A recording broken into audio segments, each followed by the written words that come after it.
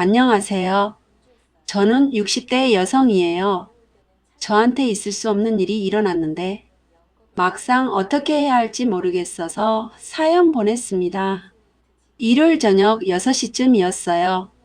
저는 부엌에서 냉장고 문을 열고 안을 들여다보고 있었는데 반찬통 몇 개가 덩그러니 놓여 있고 유통기한이 지난 요구르트가 한쪽 구석에 밀려 있더라고요. 하나씩 꺼내 확인하다가 작은 한숨이 나왔죠. 혼자 사는 집이라 음식을 해도 남기 일쑤였거든요. 먹다 남은 김치찌개를 전자레인지에 데워 밥 한 공기와 함께 상에 올렸는데 텔레비전을 켜니 저녁 드라마가 한창이었어요. 주인공이 눈물 흘리는 장면이었지만 저는 집중이 잘 안 됐죠. 숟가락으로 밥을 떠먹으면서도 자꾸 집안이 너무 조용하다는 생각이 들었거든요.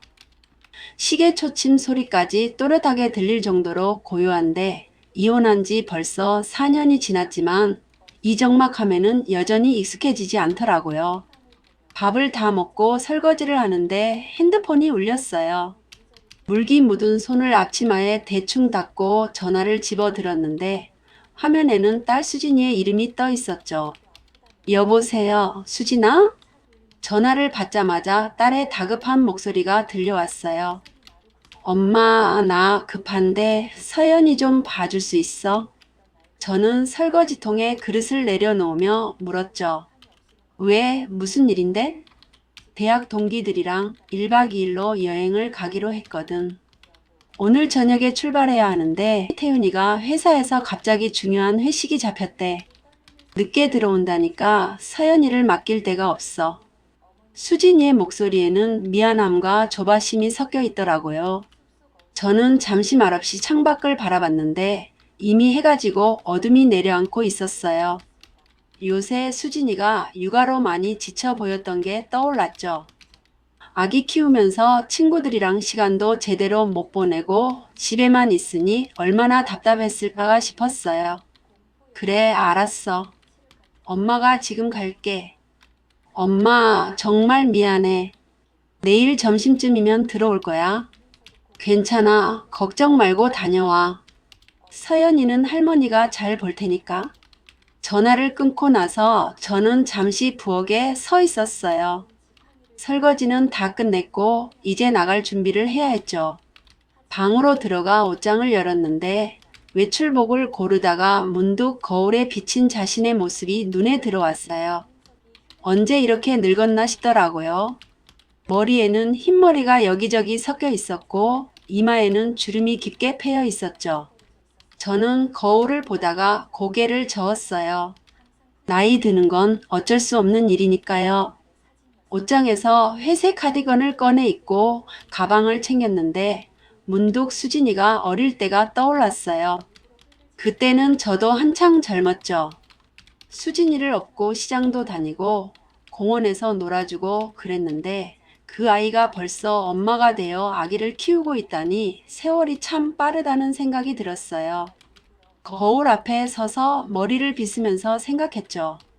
수진이가 태어났을 때가 엊그제 같은데 벌써 30살이 넘었고 그 아이도 이제는 엄마가 되어 밤마다 아기 때문에 잠도 제대로 못 자고 있더라고요. 저 자신도 예전에 그랬던 것처럼요. 가방에 지갑이랑 핸드폰을 챙겨 넣고 거실 전등을 끄면서 한 번 더 집안을 돌아봤어요.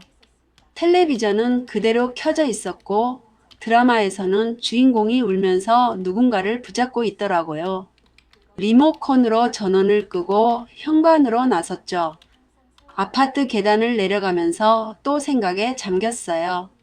수진이는 결혼하고 나서도 늘 저한테 의지하는 편이었거든요.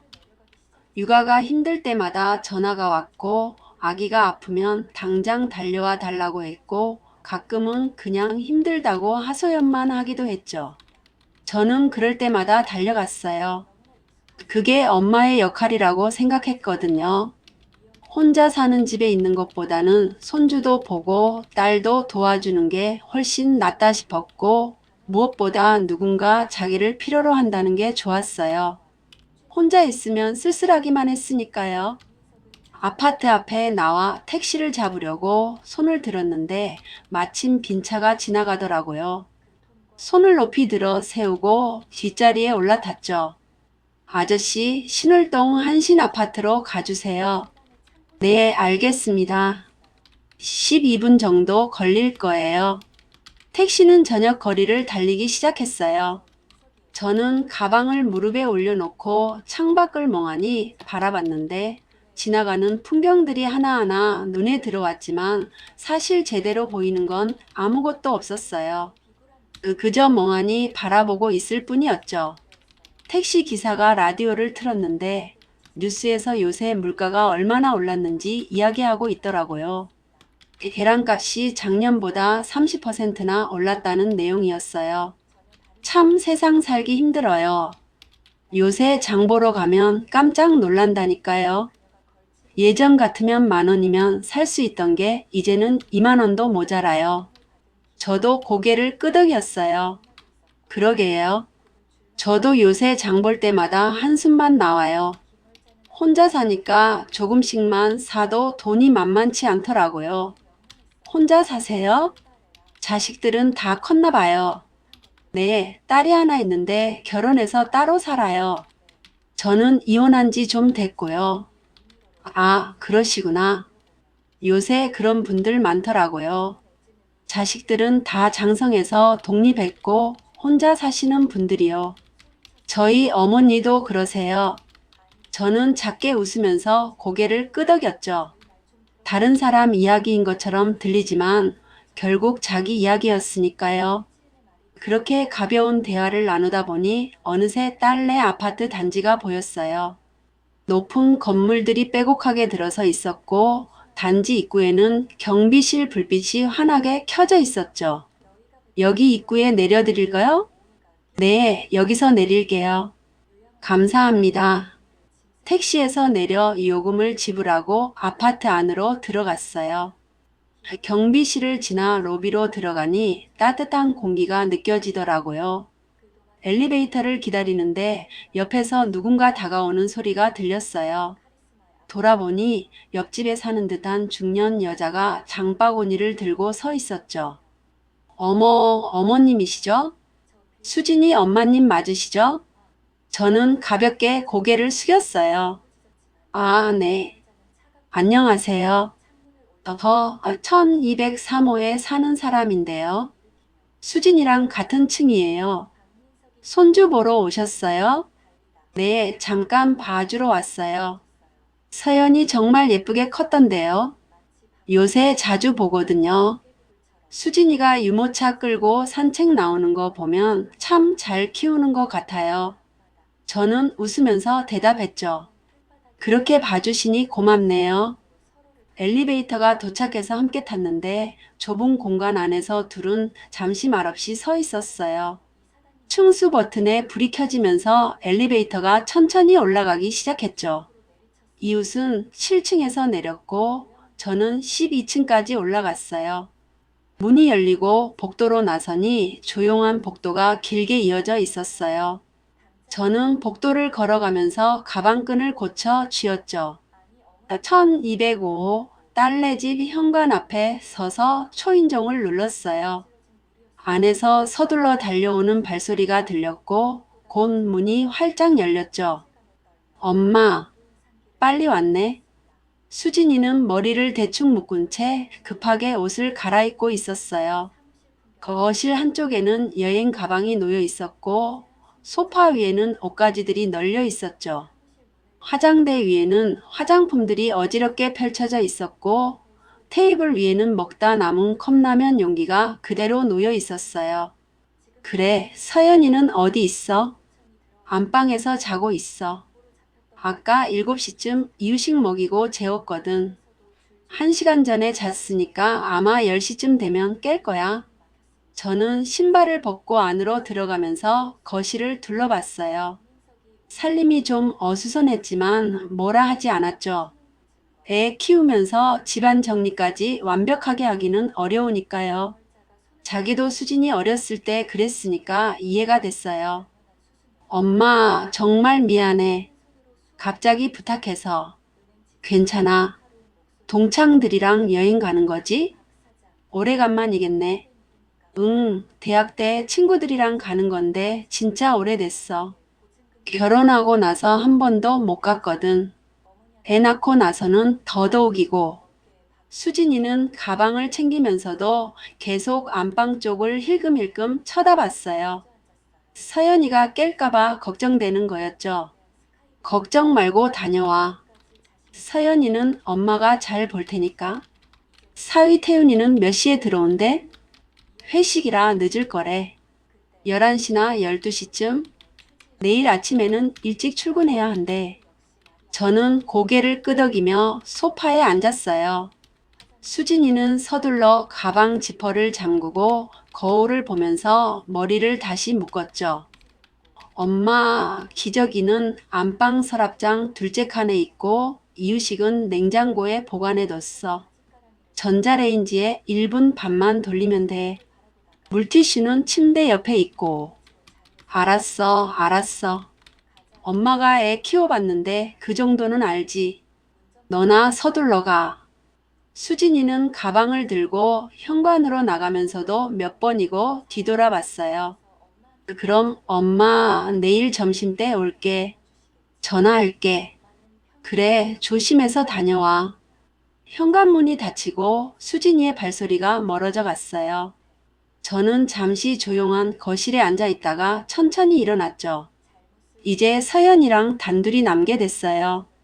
저는 거실을 천천히 둘러보면서 수진이가 살고 있는 집안 구석구석을 살폈어요.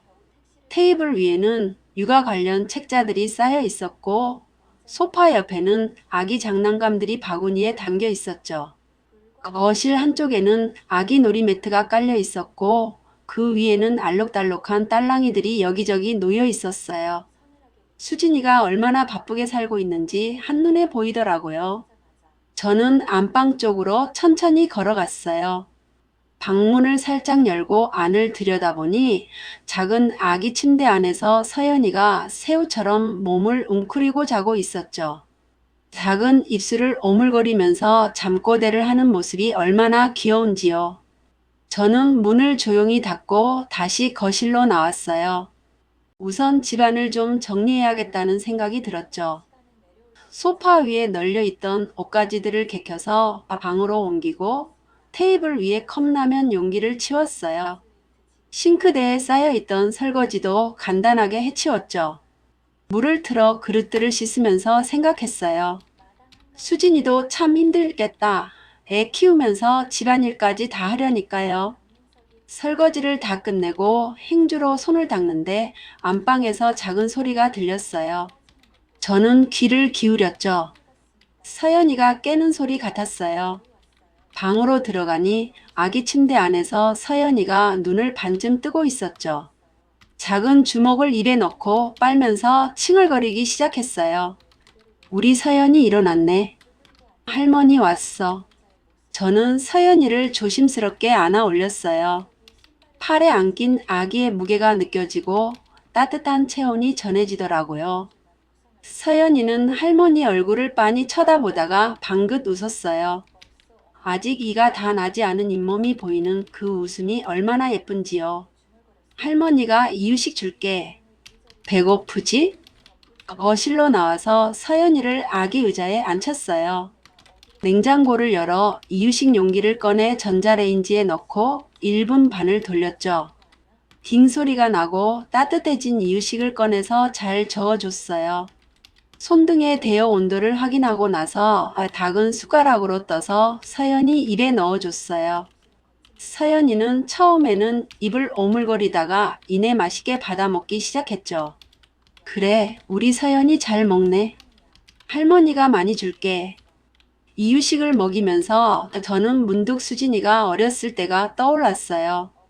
그때도 이렇게 작은 숟가락으로 한 입 한 입 먹여줬었죠. 수진이는 잘 먹는 아이였는데 가끔 장난을 치면서 숟가락을 밀어내기도 했었어요. 세월이 흘러 그 아이가 이제는 엄마가 되어 닭이 아이를 키우고 있다니 정말 신기한 일이었어요. 이유식을 다 먹인 뒤에는 물티슈로 서연이 이가를 닦아줬어요. 얼굴에 묻은 이유식을 깨끗이 닦아내고 손도 하나하나 닦아줬죠. 자, 이제 깨끗해졌네. 우리 목욕하러 갈까? 욕실로 가서 아기 욕조에 미지근한 물을 받았어요. 온도를 확인하고 서연이를 조심스럽게 안아 옷을 벗겼죠. 이 기저귀를 풀어내니 축축하게 젖어 있었어요. 새 기저귀는 나중에 입히기로 하고 우선 물에 담갔죠. 서연이는 물에 들어가자 기분이 좋은지 팔다리를 바둥거리며 웃었어요. 물 좋지? 할머니가 깨끗하게 씻겨줄게. 작은 수건에 아기 샴푸를 묻혀서 몸을 하나하나 닦아줬어요. 목주름, 팔 잡히는 곳, 다리 사이까지 꼼꼼하게 씻겨줬죠. 머리도 살살 감겨주고 미지근한 물로 헹궈냈어요. 목욕을 마치고 큰 수건으로 서연이를 감싸 안았어요. 물기를 잘 닦아내고 로션을 발라줬죠. 보들보들한 아기 피부에 로션을 바르면서 저는 또 한 번 생각했어요. 이렇게 작고 연약한 생명을 돌보는 일이 얼마나 소중한 일인지요. 새 기저귀를 채우고 깨끗한 옷을 입혔어요. 분홍색 우주복 같은 옷을 입은 서연이는 더욱 귀여워 보였죠. 우리 서연이 이쁘다. 할머니 품에 와볼래? 서연이를 안고 거실로 나와 소파에 앉았어요. 팔에 안긴 아기가 할머니 얼굴을 빤히 쳐다보면서 방긋방긋 웃었죠. 저는 서연이 머리를 쓰다듬으면서 나지막이 중얼거렸어요. 할머니가 많이 사랑해. 건강하게 잘 자라야 해. 시계를 보니 어느새 9시가 넘어가고 있었어요. 창밖은 이미 깜깜했고 아파트 단지 곳곳에 불빛들이 켜져 있었죠. 저는 서연이를 아는 채 창가로 가서 밖을 내다봤어요. 저 멀리 도로에는 차들이 지나가고 있었고 맞은편 건물에서는 사람들의 그림자가 움직이는 게 보였어요. 모두들 각자의 삶을 살아가고 있었죠. 저도 마찬가지였어요. 혼자 사는 집으로 돌아가면 또 그 적막함이 기다리고 있겠지만 지금 이 순간만큼은 손주를 품에 안고 있는 할머니였어요. 그것만으로도 충분히 의미 있는 시간이었죠. 서연이가 하품을 크게 하면서 눈을 스르르 감기 시작했어요. 졸음이 오는 모양이었죠. 저는 서연이를 아는 채 천천히 흔들어주면서 자장가를 불러줬어요. 낮고 부드러운 목소리로 옛날 노래를 흥얼거리니 서연이는 점점 더 깊은 잠에 빠져들었어요. 완전히 잠든 걸 확인하고 나서 저는 안방으로 들어가 서연이를 아기 침대에 조심스럽게 눕혔어요. 이불을 살짝 덮어주고 머리맡에 수유등만 켜두었죠. 방문을 반쯤 열어둔 채 거실로 나왔어요. 혹시 서연이가 울면 바로 들을 수 있도록요. 이제 저도 씻고 쉴 시간이었어요. 욕실로 가서 간단하게 씻고 수진이가 준비해둔 잠옷으로 갈아입었죠. 거실 불을 끄고 안방으로 들어가니 조용한 밤 공기가 느껴졌어요. 아기 침대에서는 서연이의 작은 숨소리만 들려왔죠. 저는 큰 침대에 몸을 눕혔어요. 오늘 하루도 참 바쁘게 움직였구나 싶었죠. 아침에 일어나서 집안 청소하고 시장 가서 장 보고 점심 먹고 오후에는 동네 친구 만나서 커피 마시고 그러다 수진이한테 전화 받아서 여기까지 왔으니까요. 피곤이 몰려왔어요. 눈꺼풀이 무거워지면서 서서히 잠에 빠져들기 시작했죠. 옆에서 들려오는 서연이의 잔잔한 숨소리가 자장가처럼 느껴졌어요. 그 소리를 들으며 저는 깊은 잠 속으로 빠져들었어요. 제가 깊은 잠에 빠져 있는 동안 시간은 흘러갔어요. 서연이도 아기 침대에서 곤히 자고 있었고 방 안은 수유등의 은은한 불빛만이 어둠을 밝히고 있었죠. 고요한 밤이었는데 어디선가 희미하게 소리가 들려왔어요. 현관문이 열리는 소리였는데 너무 멀리서 들리는 것처럼 희미했죠. 저는 잠결에 그 소리를 들었지만 눈을 뜨지는 못했어요. 몸이 너무 무거워서 꿈틀도 할 수 없었거든요. 발걸음 소리가 현관에서 거실로 이어졌는데 묵직하게 바닥을 밟는 소리가 들렸고 술에 취한 사람처럼 조금 비틀거리는 것 같기도 했어요. 저는 잠결에 어렴풋이 생각했죠. 아, 사위 태윤이가 들어왔구나. 회식 끝나고 들어온 모양이네. 그 생각을 하면서도 눈을 뜰 수가 없었는데 너무 깊은 잠에 빠져 있었거든요. 발걸음 소리가 멈추더니 이번에는 욕실 쪽에서 물소리가 들려왔어요. 수도꼭지를 트는 소리, 그리고 곧이어 샤워기에서 물줄기가 쏟아지는 소리가 들렸는데 물이 타일 바닥을 때리는 소리가 규칙적으로 울려 퍼졌죠. 저는 여전히 잠에 빠진 채 희미하게 그 소리들을 들었는데 마치 깊은 물속에 잠겨 있는 사람처럼 모든 소리가 멀게만 느껴졌어요. 샤워 소리가 한참 동안 계속되다가 멈췄고 다시 욕실 문 여는 소리가 들렸죠. 발걸음 소리가 다시 시작됐는데 이번에는 안방 쪽으로 다가오는 소리 같았어요. 저는 잠결에도 어렴풋이 느낄 수 있었는데 누군가 방문을 열고 들어오고 있다는 걸요. 하지만 몸은 전혀 움직이지 않았고 마치 납덩이가 된 것처럼 침대에 가라앉아 있었죠. 발소리가 점점 가까워지면서 침대 바로 옆까지 다가왔고 그 순간 침대가 한쪽으로 무겁게 기울어지는 느낌이 들었어요. 누군가 침대에 올라온 거였는데 체중이 매트리스를 눌러대면서 저쪽으로 가까워졌죠. 저는 그 무게감에 잠결에 눈을 살짝 떴는데 어둠 속에서 희미하게 누군가의 그림자가 보였고 코끝으로 짙은 술 냄새가 스며들었어요. 순간 정신이 번쩍 들려고 했지만 몸은 여전히 무거웠고 그 사이 낯선 손길이 이불 속으로 파고 들어왔죠. 저는 깜짝 놀라 몸을 움찔했지만 목에서는 아무 소리도 나오지 않았는데 술 냄새가 더 진하게 코를 찔렀고 그제야 확실히 알 수 있었어요. 사위 태윤이었죠. 완전히 술에 취한 상태로 침대에 올라온 건데 그런데 뭔가 이상했어요. 사위 태윤은 저를 전혀 알아보지 못하는 것 같았거든요. 어둠 속에서 들려온 목소리는 나지막하고 흐릿했어요. 여보, 그 한마디에 저는 온몸이 얼어붙었는데 사위 태윤이 자기를 수진이로 착각하고 있다는 걸 깨달았거든요. 사위 태윤아, 나야, 장모야. 간신히 목소리를 짜냈지만 그 말은 작은 속삭임처럼 나왔고 사위 태윤은 전혀 알아듣지 못한 채 계속해서 다가왔죠. 저는 손을 뻗어 사위 태윤을 밀어내려 했지만 술에 취한 그의 몸은 생각보다 훨씬 무거웠고 힘껏 밀어봤지만 꿈쩍도 하지 않았어요. 안 돼, 내가 누군지 봐. 나 너 장모라고. 다시 한번 외쳤지만 사위 태윤은 여전히 반응이 없었고 오히려 더 가까이 다가오면서 저를 끌어안으려 했죠. 저는 이불을 꽉 움켜잡았지만 상황은 점점 더 통제할 수 없는 방향으로 흘러갔고 사위 태윤의 무게가 점점 더 무겁게 느껴지면서 숨쉬기조차 힘들어졌어요. 저는 눈을 질끈 감았어요. 이건 꿈이야. 꿈일 거야. 그렇게 스스로를 설득하려 했지만 뜨거운 술 냄새와 무게는 너무나 생생했죠. 사위 태윤의 거친 숨소리가 귀 옆에서 들렸는데 술에 취한 채 중얼거리는 소리가 어둠 속에서 흘러나왔어요. 보고 싶었어. 완전히 아내를 안고 있다고 믿는 목소리였어요. 저는 다시 한번 밀어내려 했었지만 사위 태윤의 몸은 꿈쩍도 하지 않았어요. 제발 정신 차려. 가까스로 입 밖으로 나온 말은 간신히 들릴 정도로 작았어요. 사위 태윤은 여전히 아무것도 듣지 못한 채 계속해서 움직였죠. 시간이 얼마나 흘렀는지 알 수 없었어요.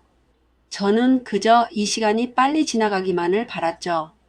남편과 헤어진 지도 벌써 4년이 지났는데 그전에도 부부관계가 소원했던 걸 생각하면 6년은 좋게 넘은 셈이었어요. 그 긴 시간 동안 저는 혼자였거든요. 외로움을 억누르며 살아왔지만 이 순간만큼은 억눌렀던 무언가가 터져 나오는 것 같았어요. 고개를 돌려 베개에 얼굴을 묻었죠. 사위태윤의 거친 숨소리가 귀를 스쳤는데 그는 여전히 아무것도 모르는 채 아내를 안고 있다고 믿고 있었어요. 이건 정말 잘못된 거야. 멈춰야 해. 머리로는 알고 있었지만 상황은 계속 흘러가고 있었어요. 방 안은 여전히 고요했어요. 서연이는 아무것도 모른 채 평화롭게 자고 있었는데 수유등의 불빛 아래서 벌어지고 있는 이 일을 아무도 알지 못했죠. 얼마나 더 시간이 흘렀을까요? 저는 그 순간을 견뎌내야 했어요. 머릿속은 혼란으로 가득했고 죄책감이 밀려왔죠. 안 돼, 이러면 안 돼.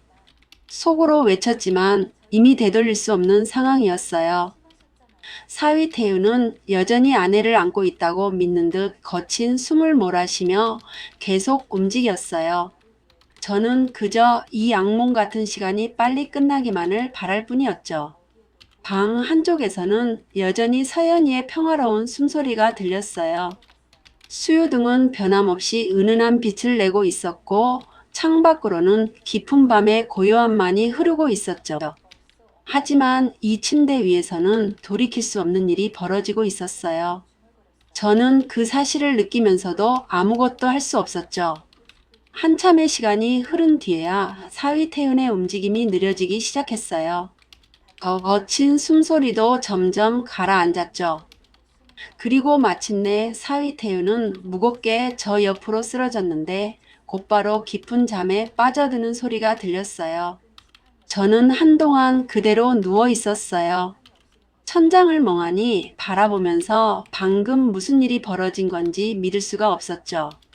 방 안에는 아직도 뜨거운 체온과 술 냄새가 뒤섞여 있었어요. 저는 조용히 침대에서 빠져나왔죠. 다리에 힘이 들어가지 않아서 비틀거렸지만 간신히 몸을 일으켜 작은 방으로 옮겨갔어요.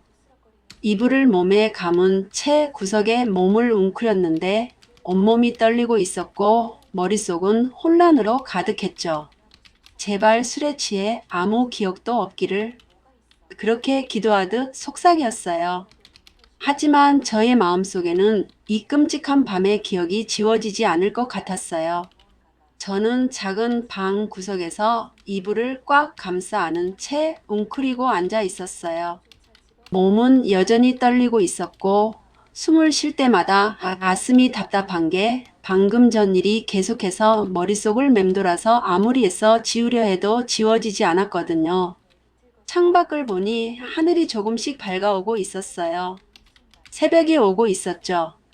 저는 창문 너머로 보이는 하늘을 멍하니 바라보면서 저 하늘 아래 수많은 사람들이 살아가고 있을 텐데 지금 이 순간 저만큼 괴로운 사람이 또 있을까가 싶었어요.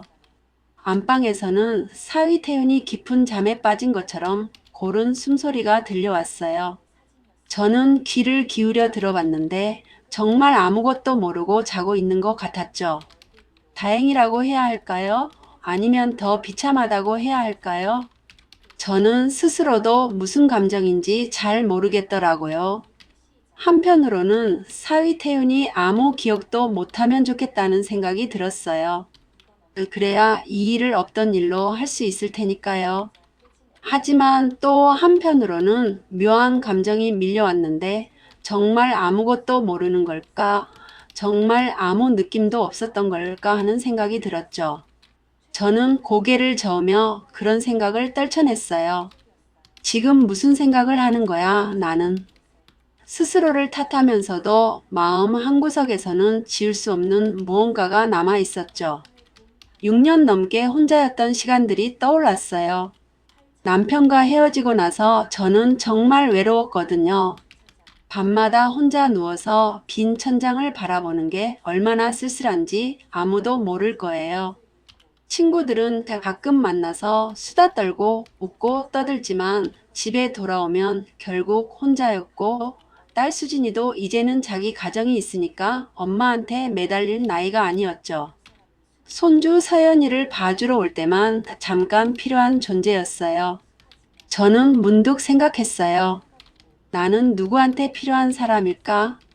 딸한테도, 사위한테도, 손주한테도 그저 가끔 필요할 때만 부르는 존재 아닐까? 그런 생각을 하니까 더 슬퍼졌어요. 오늘 밤 일어난 일도 결국은 저 자신이 너무 외로웠기 때문 아닐까 싶었죠. 물론 사위 태윤이 술에 취해서 착각한 거지만 저 자신도 어쩌면 그 순간을 완전히 거부하지 못했던 건 아닐까 하는 생각이 들었어요. 그 생각을 하니까 더 괴로웠어요. 아니야, 나는 최선을 다해 막으려고 했어. 스스로를 변호하려 했지만 마음속 깊은 곳에서는 의문이 사라지지 않았죠. 정말 그랬을까? 정말 최선을 다했을까?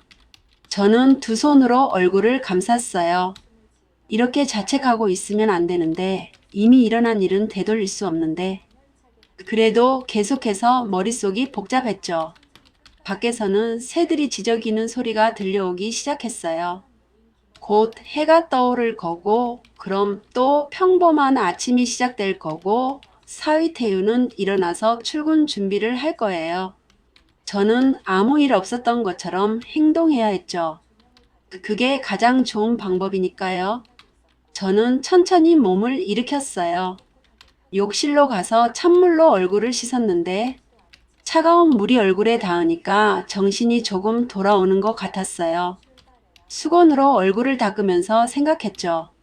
이제부터는 연기를 해야 해. 아무 일도 없었던 것처럼 평범한 장모로 돌아가야 해. 그렇게 스스로에게 다짐했어요. 거실로 나와서 시계를 봤더니 벌써 5시 반이었어요. 해는 곧 뜰 거고 사위 태윤도 곧 일어날 거예요.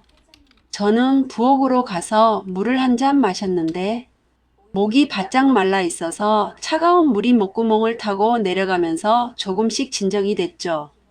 안방 쪽을 힐끗 쳐다봤더니 여전히 사위 태윤의 고른 숨소리가 들렸고 서연이도 계속 자고 있는 것 같았어요. 저는 소파에 조용히 앉았어요. 창밖으로는 점점 밝아오는 하늘이 보였고 저도 아무 일 없었던 것처럼 평범한 장모로 돌아가서 새로운 하루를 시작해야 했어요. 하지만 마음속 깊은 곳에는 지울 수 없는 무언가가 남아 있었죠. 오늘 밤의 기억은 평생 저를 따라다닐 거고 아무도 모르는 비밀로 무거운 짐으로 남을 거예요. 저는 창밖을 바라보며 조용히 눈을 감았어요. 제발 오늘 하루만 잘 넘기게 해주세요. 그렇게 속으로 빌었죠. 안방에서 소리가 났어요. 사위 태윤이 일어나는 소리였죠. 저는 심장이 쿵쾅거렸지만 애써 침착함을 유지했어요. 안방 문이 열리고 사위 태윤이 비틀거리며 나왔는데 머리는 헝클어져 있었고 눈은 충혈되어 있었으며 얼굴은 완전히 숙취에 찌든 모습이었어요. 사위 태윤은 눈을 비비면서 거실로 나왔다가 저를 보고 깜짝 놀란 표정을 지었어요. 어머님, 언제 오셨어요? 저는 최대한 평온한 목소리로 대답했어요. 어젯밤에 왔어. 수진이가 여행 간다고 해서 서연이 봐주러 왔지. 사위 태윤은 머리를 긁적이면서 난처한 표정을 지었어요. 아, 그랬구나. 어젯밤에 제가 들어왔을 때 기억이 잘 안 나네요. 회식에서 술을 너무 많이 마셔서 저는 속으로 안도의 한숨을 쉬었어요. 정말 기억을 못하는 거였어요. 많이 취해 보였더라. 씻고 바로 자던데? 사위 태윤은 고개를 끄덕이면서 미안한 표정을 지었어요. 죄송해요, 어머님. 혹시 실례한 거 없었죠?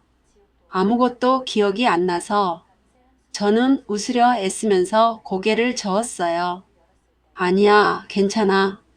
푹 쉬었으니 됐어. 사위 태윤은 다행이라는 듯 미소를 지었고 화장실로 가서 세수를 했어요.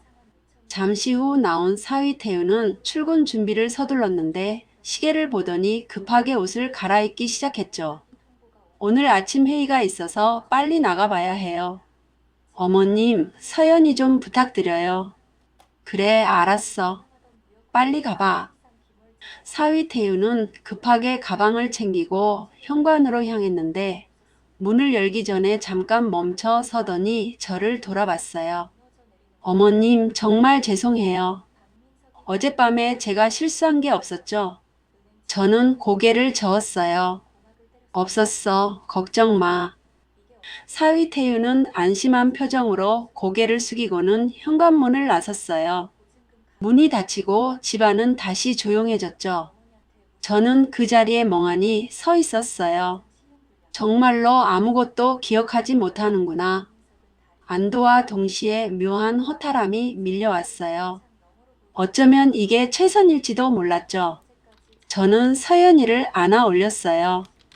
아기는 할머니를 보고 방긋 웃었고 저는 그 웃음을 보면서 마음을 다잡았어요.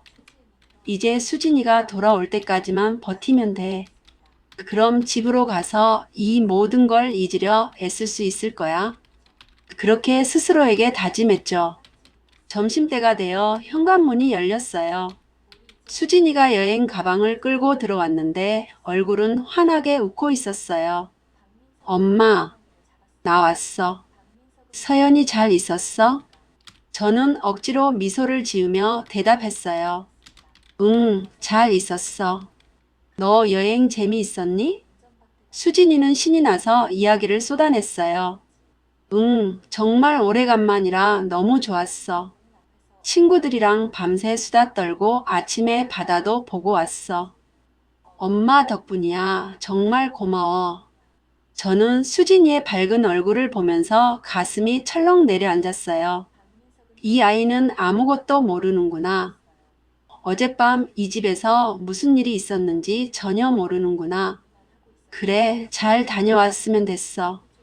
엄마는 이제 집에 가봐야겠다. 저는 서둘러 가방을 챙겼어요. 더 이상 이 집에 있고 싶지 않았거든요. 수진이는 아쉬운 표정을 지었지만 저를 현관까지 배웅했죠. 엄마, 조심히 들어가. 진짜 고마워. 저는 고개만 끄덕이고 현관문을 나섰어요. 엘리베이터를 타고 내려가면서 저는 가슴을 쓸어내렸어요. 드디어 끝났어. 이제 집으로 돌아가면 돼.